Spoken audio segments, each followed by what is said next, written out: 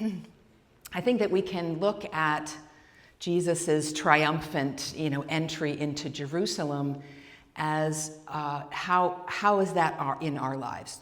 Looking at, how are we surrendering our attachments to the physical world? How are we engaging our connection with the divine in a way that transforms lives?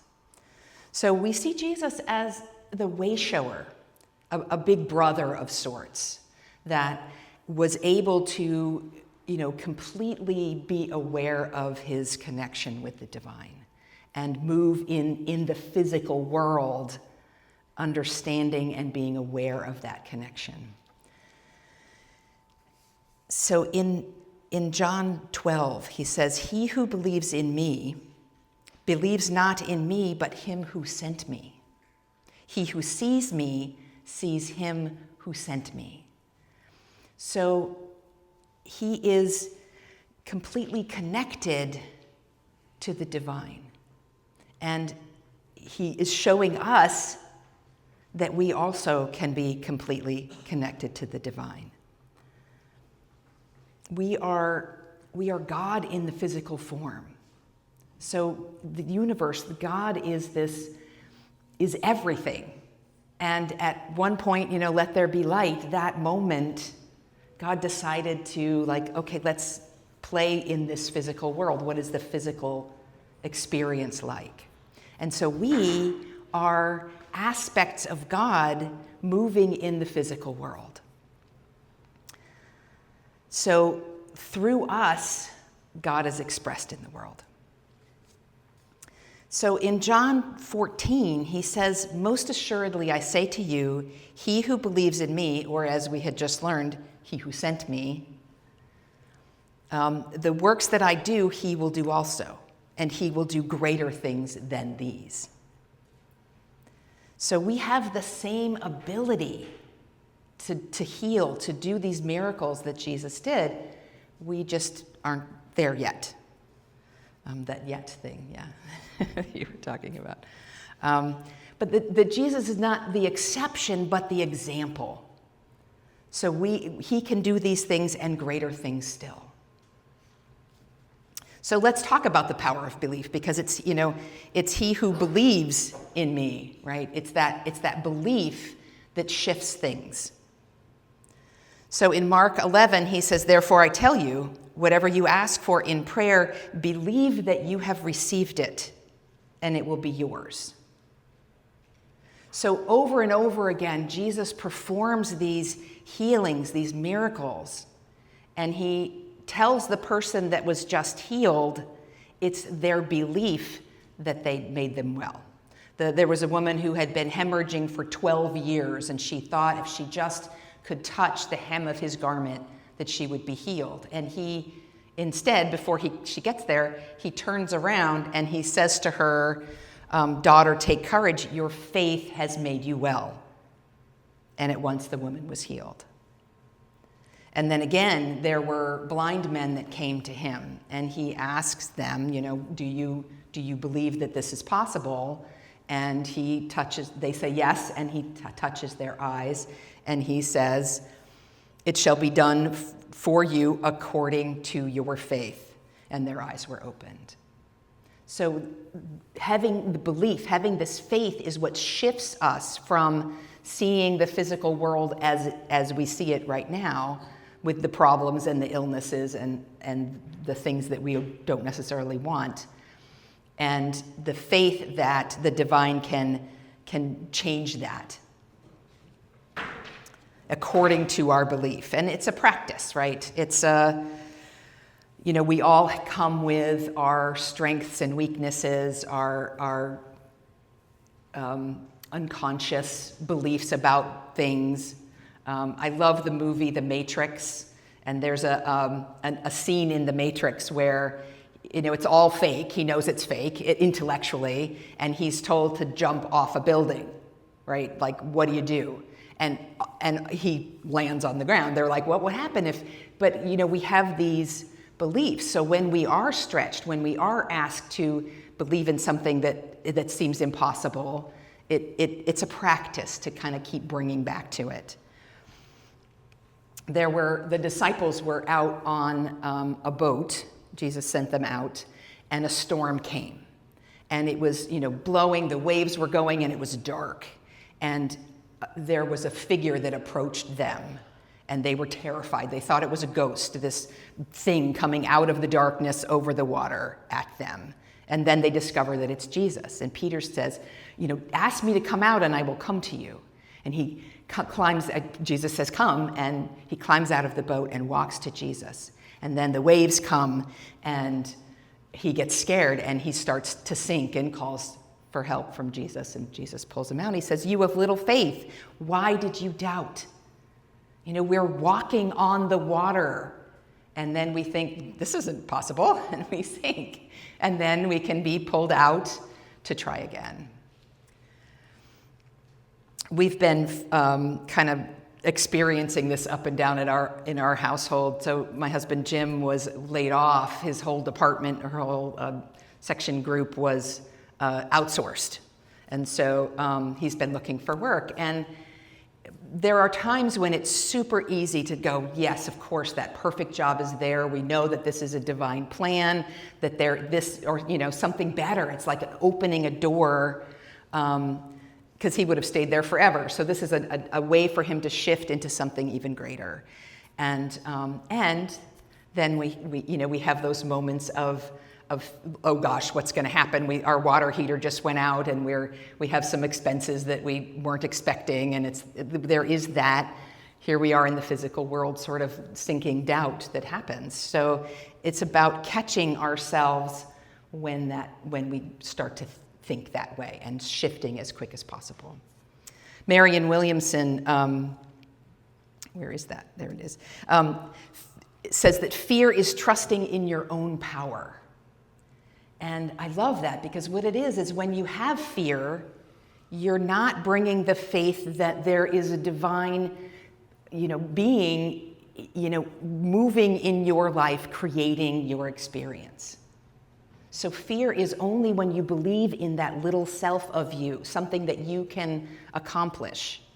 And we can live our lives that way, only accomplishing what we, only stepping out, doing what we know we can do on our own. I tend to be one of those people that wants to, they call it the Lone Ranger. Like I want to do these things. I'm making videos on YouTube, and I'm like, oh, I don't want to pay for music anymore. I'm going to make my own. It's that kind of thing. But a big dream, a dream that is the calling of you, that you're going to manifest in the world, that has to be bigger than you.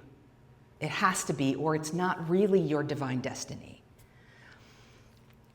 So shifting to that other dream, shifting to something and knowing that the divine has got your back. And I know that for me, that those things are divinely seeded.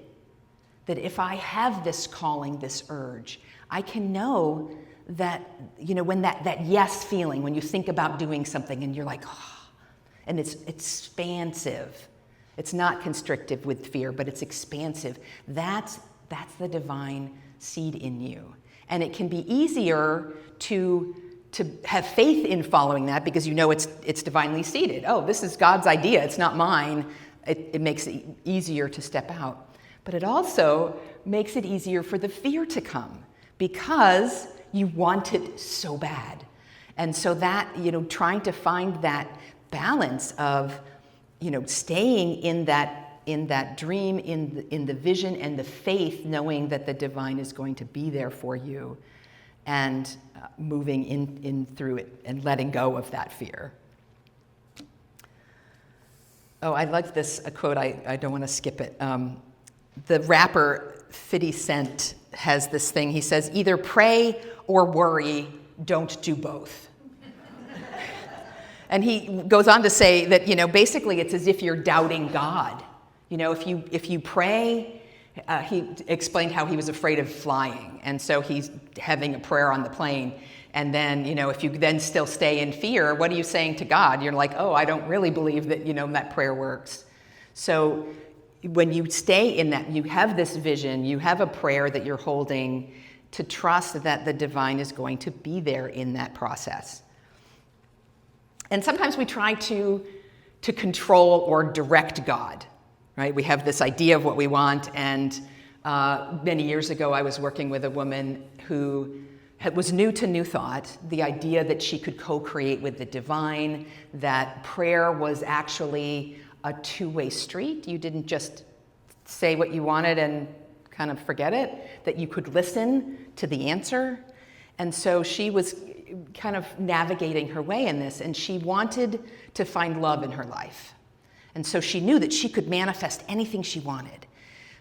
The problem that she was finding was that she wanted to compel God and a particular person to love her. Right? She had that's the one I want, and it wasn't working. So, it's easy to to kind of have our sights on something. A woman that was a grandmother figure in my life when I was very little had told me a story of when her grandmother asked her to go get a handful of sand. And this little child goes and she grabs a handful of sand, and a little child's gonna hold it tight. So she comes back and she opens her hand, and there's like a little line of sand in the middle of it there. And so then her grandmother says, well, go get a handful of sand like this. And so she goes and she gets a hand, and she's shocked, that she's remembered this story her whole life and is telling me, and I've remembered it my whole life, that, with an open hand, there's more abundance. So Ernest Holmes, the founder of the Spiritual Center, Life Center, what are they now? Centers for Spiritual Living, there it is, thank you. He uses the idea of choosing and outlining, that we choose as human beings. We're co-creating with the divine. We choose what it is we want. We want love. We want a job for Jim. We want whatever it is that we want. And we can, it's helpful to be as specific as possible. Like with Jim, we're visualizing that, the pay is a certain pay, the colleagues, we really enjoy being with them, and the work situation is we want to be mostly remote because we live on Mount Hood and we don't want to drive to wherever. But certain things. So we have these are the things we're choosing, but we're doing it with an open hand. And then God does the outlining. So Ernest Holmes uses the idea of a tomato seed. We choose to plant a tomato seed, but we don't get to choose how many branches it has, how many flowers it has, how many fruit it provides.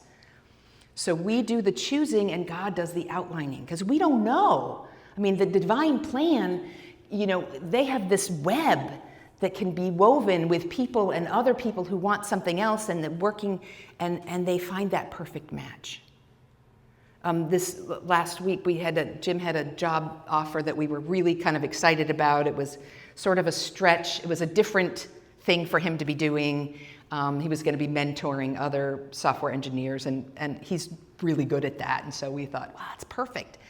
And then this week we found out that wasn't going to happen. And so, it was disappointing. It's like, oh, we were hoping for that. But we know that there is an opening that is perfect for him. That job was perfect for someone else.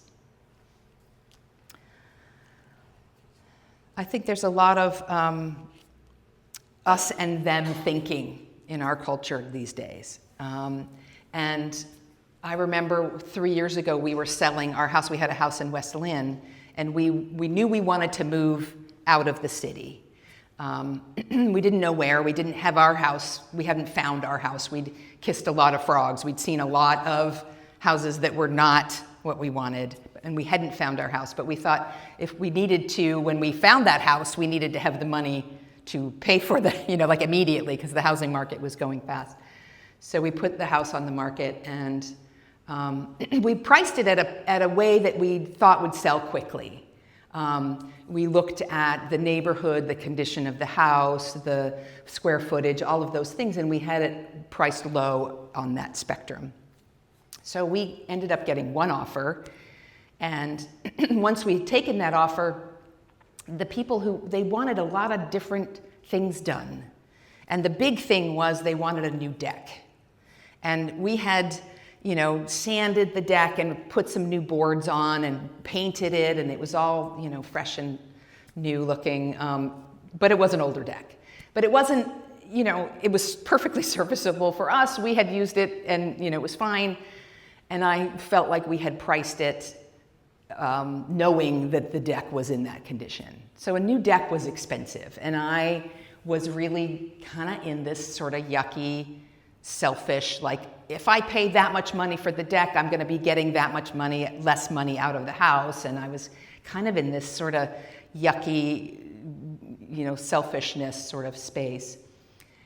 And I was standing on the then deck, looking out into our yard, and we made a fir forest. So we had 5 fir trees when we moved there, big, really big fir trees, and it was a foot of ivy, a foot of ivy. We pulled all the ivy out, and we spent years and many hours planting hundreds of native plants. We had 3 different kinds of huckleberries, ferns, rhododendrons, some trillium, and it was this beautiful little oasis in the city. And I was standing there thinking, this family that was moving in is going to sit here and have dinner and look out over this beautiful little forest. And I got really excited for them. And that shifted me. And I was like, yeah, I want them to have this new deck so that they can really enjoy being out here in the yard and experience that.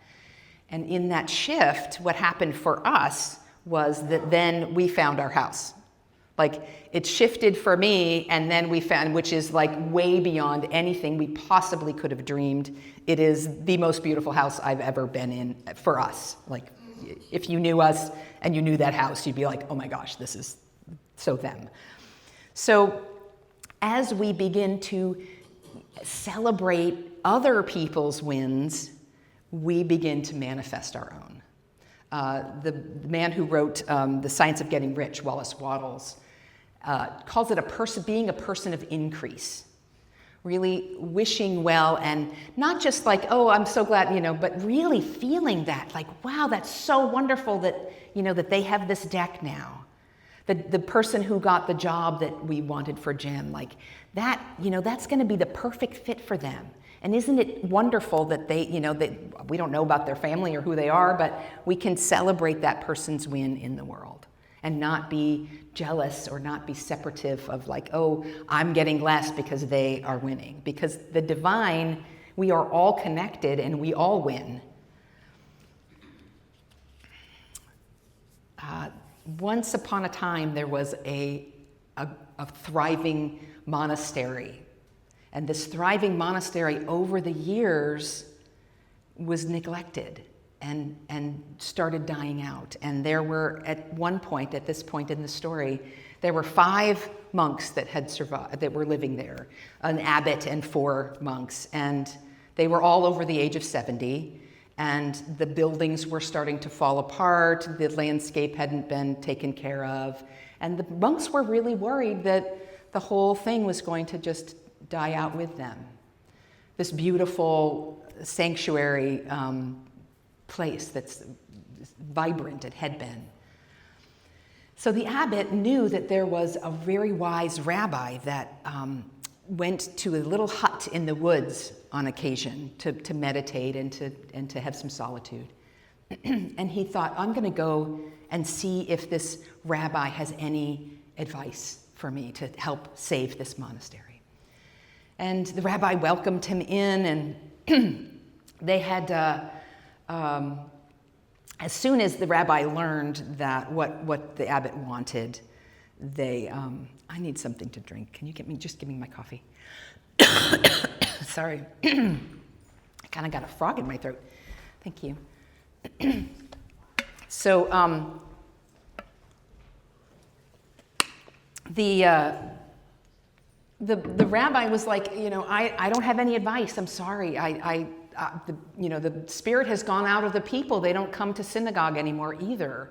And so the 2 of them, spent the afternoon crying about how things are, and reading the Torah and singing together. And the abbot said, thanked the rabbi for this day. Beautiful, thank you so much for this. But I still haven't, gotten a solution. You sure you don't have any advice for me? And he said, no, I don't have any advice for you. The only thing I can tell you is that the Messiah is one of you.